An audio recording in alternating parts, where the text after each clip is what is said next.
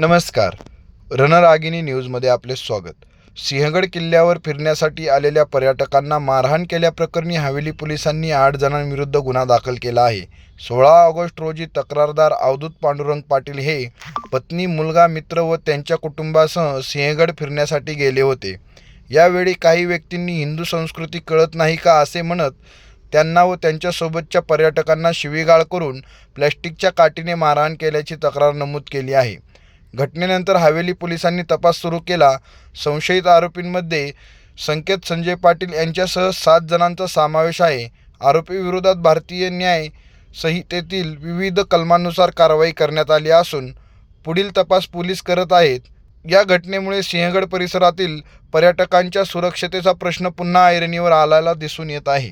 किल्ल्यावर जे हे एक प्रकरण झाला होता त्यामध्ये आता वीकेंडला किंवा इतर दिवशी सुद्धा मान्सून सीझन असल्याने खूप मोठ्या संख्येने ते टुरिस्ट येत आहे आणि त्या ठिकाणी टुरिस्ट असताना एक मुलाची मंडळी होती. ते त्यांनी एक फॅमिली ते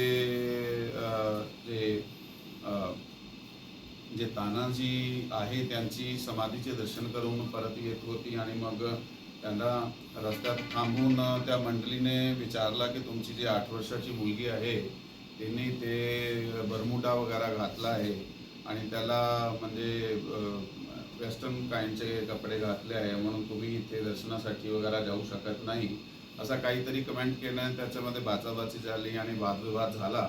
त्याच्यात त्या मंडळी जी होती त्याच्या विरुद्ध गुन्हा दाखल करण्यात आलेला आहे हवेली पोलीस स्टेशनच्या हद्दीमध्ये आणि तपास सध्या त्यामध्ये चालू आहे.